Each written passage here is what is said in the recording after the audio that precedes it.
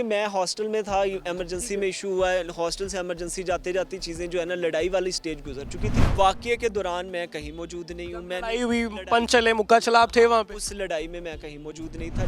ज़ाहिर बात है, जब भी हमने डॉक्टर्स के लिए, आम आवाम के लिए, पेशेंट्स के लिए आवाज़ उठानी है ना, तो कुछ लोगों को हम हमेशा से बुरे लगते हैं और उस पे फ़ौरन से पहले एक्शन कर लेना जो है वो भी इस हेल्थ डिपार्टमेंट के ऊपर एक बड़ा सवालिया निशान है। अस्सलाम वालेकुम जी, हमजा बेट आपकी खिदमत में हाजिर। आप देख रहे हैं Zee TV digital services. Hospital Lahore में मौजूद हूँ। चंद रोज़ कबल, कुछ दिन पहले यहाँ पे एक वाक़या होता है एमरजेंसी वार्ड में। जो पेशेंट्स होते हैं, जो लवाहिकीन साथ आए होते हैं, उनकी डॉक्टर के साथ कोई मामूली जो है झड़प होती है, बहस होती है और वो मामला काफ़ी बिगड़ जाते हैं। जब वो मामला काफ़ी बिगड़ जाते हैं, जो लोग होते हैं यहाँ पे, जो लवाहिकीन, जो मरीज़ के साथ आए होते हैं, उनके लवाहिकीन अजीज़ो कारिफ, वो यहाँ पे झगड़ा वगैरह करते हैं, तो उसकी जो CCTV फुटेज है, यहाँ के जो MS साहब है, उनकी कमेटी बैठती है, उसको सारी जो उसकी तफ्तीश की जाती है। तो जितने भी डॉक्टर्स उसमें इंगेज होते हैं, जितने भी CCTV में डॉक्टर्स नज़र आ रहे होते हैं, उस मामले में उनको MS साहब की जानिब से मुअत्तल कर दिया जाता है। लेकिन उसमें एक डॉक्टर साहब ऐसे भी हैं, डॉक्टर राना राशिद साहब, जो कि स्किन स्पेशलिस्ट हैं, जिनका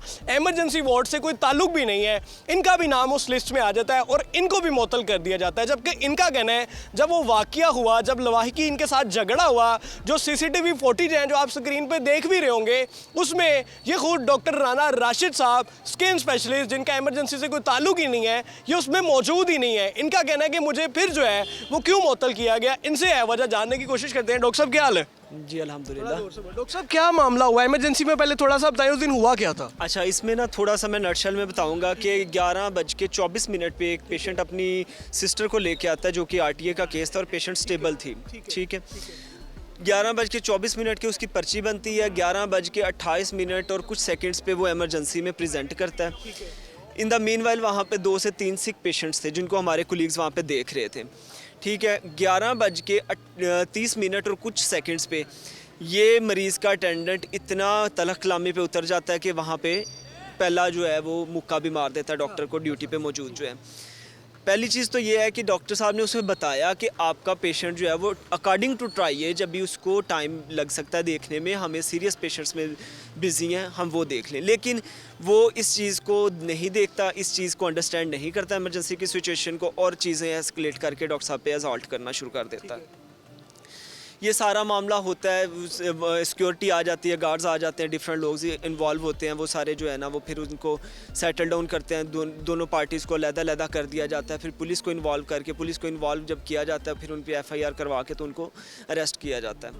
उसके बाद एक कमेटी बनाई जाती है मेडिकल सुपरिटेंडेंट की डायरेक्शन पे, डायरेक्टर इमरजेंसी के अंडर के एक फैक्ट फाइंडिंग कमेटी बनाई जाए, ताकि इस सारे वाक़ये की नौयत का पता किया जाए।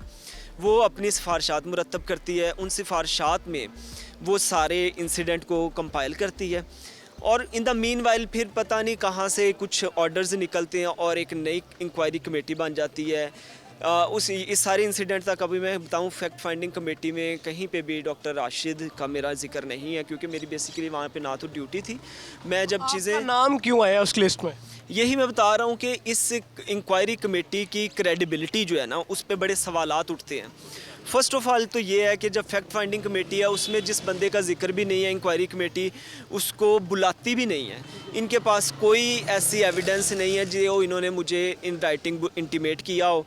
एक दफ़ा वेंसडे वाले दिन दोपहर को 12 बजे के बाद जो है वो कॉल की जाती है कि आप पहुंचे। मैंने कहा मैं फ़ौरन से तो नहीं पहुंच। CCTV में मौजूद हैं जब वो वाक़या हो रहा था? वाक़ये के दौरान मैं कहीं मौजूद नहीं हूँ। मैं लड़ाई हुई, पंच चले, मुक्का चला, आप थे वहाँ पे? उस लड़ाई में मैं कहीं मौजूद नहीं था। मैं जब पुलिस को इन्वॉल्व किया, FIR करवा रहे थे, उस वक्त वहाँ पे चीज़ें सॉर्ट डाउन करवाते वक्त वहाँ पे पहुँचा हूँ, क्योंकि मैं सॉल्व करवा रहे थे। हाँ, क्योंकि मैं हॉस्टल में था, इमरजेंसी में इशू हुआ है, हॉस्टल से इमरजेंसी जाते जाती चीज़ें जो है ना लड़ाई वाली स्टेज गुजर चुकी थी। उसके बाद फर्दर जो लीगल एस्पेक्ट्स थे उसमें मैं गया हूँ और पुलिस को इन्वॉल्व किया है। अच्छा, उस क्रेडिबिलिटी को आप यहाँ से देखें कि इनको जितने आपने इंक्वायरी कमेटी में लोगों को बुलाना होता है, उनको इंटीमेट किया जाता है कि आपने आना है। अगर वो उस वक्त अवेलेबल ना हो, उनको सेकंड एक हियरिंग का टाइम दिया जाता है कि आप सेकंड टाइम इस वक्त आ सकते हैं तो आ जाएं।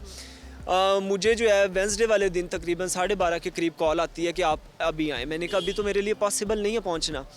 तो उसके बाद ये ठीक है। उसके बाद आई डोंट नो कि उसके अंदर कौन सी ऐसी चीज़ें इन्वॉल्व होती हैं, और मुझे थर्सडे वाले दिन शाम को टर्मिनेशन का लेटर मिल जाता है, जो कि बड़े ग्रेव सवालात उठाती है इस इंक्वायरी कमेटी की क्रेडिबिलिटी पे। उस जो टीम है, कमेटी है, उनको कोई स्पेशल रंजिश थी आपसे कि जो आपका नाम उस लिस्ट में ऐड किया गया? ज़ाहिर बात है, जब भी हमने डॉक्टर्स के लिए, आम आवाम के लिए, पेशेंट्स के लिए आवाज़ उठानी है ना, तो कुछ लोगों को हम हमेशा से बुरे लगते हैं। तो इस वक्त भी ऐसे राइट्स के लिए आवाज़ उठाते रहते हैं यहाँ पे? मैं अपने डॉक्टर्स के लिए, अपने पेशेंट्स के राइट्स के लिए आवाज़ उठाते रहते हैं हम जी। और उस दिन भी जब ये सारा इंसिडेंट हो गया है, तो अपने डॉक्टर के राइट के लिए मैं वहाँ पहुँचा हूँ, पुलिस को इन्वॉल्व किया है, कानून के मुताबिक सारी कार्रवाई करवाई है। अब आपका मुतालबा क्या है? या एमएस साहब आपको देख रहे हो, आप अपना क्या मैसेज देना चाह रहे हैं? मैं तो फर्स्ट ऑफ ऑल ये कहूँगा कि ये जो इंक्वायरी कमेटी बनी थी उसकी क्रेडिबिलिटी प्रूव करें कि जो बंदा फैक्ट फाइंडिंग कमेटी में नहीं है, फैक्ट फाइंडिंग रिपोर्ट में जिसका जिक्र तक नहीं है, उसके बाद आप उसको सिर्फ एक फ़ोन कॉल करते हैं और वो भी आउट ऑफ द आवर्स, और उसमें उसकी आपने वो आपसे प्ली करता है कि मैं इस वक्त नहीं पहुंच सकता, तो आप उसको सेकंड टाइम सुनने की भी नौबत नहीं लाते, और फिर उस रिपोर्ट को भी आप इवन जो है ना वो हैंड ओवर नहीं करते उस बंदे के जो कि जिसको विक्टिमाइज़ किया जाता है। तो ये सारी चीज़ें जो है ना इस इंक्वायरी कमेटी की क्रेडिबिलिटी पे एक बड़ा सवाल है, और उस पे फ़ौरन से पहले एक्शन कर लेना जो है वो भी इस हेल्थ डिपार्टमेंट के ऊपर एक बड़ा सवालिया निशान है। Thank you so much doctor साहब फॉर योर टाइम। तो मेरे साथ डॉक्टर राना राशिद साहब मौजूद थे, स्किन डिपार्टमेंट से इनका ताल्लुक है। एमरजेंसी में इनके मुताबिक जो वाक़या हुआ, जब वो फाइट हो गई, झगड़ा हो गया, तो ये सिर्फ उस मामले को रिजॉल्व करने के लिए, पुलिस को कंप्लेन करने के लिए गए। जब एमएस साहब की जानिब से कमेटी बैठी और फैसला हुआ, तो उसमें जो राना साहब है उनका भी नाम आया, और इनको भी जो है यहाँ से टर्मिनेट कर दिया गया, मुअत्तल कर दिया गया इनकी नौकरी से। तो मेरा ख्याल है एमएस साहब को सर्विसेज हॉस्पिटल के और एमरजेंसी के जितने भी लोग हैं सीनियर, उनको इस जो मैटर को दोबारा से देखना चाहिए।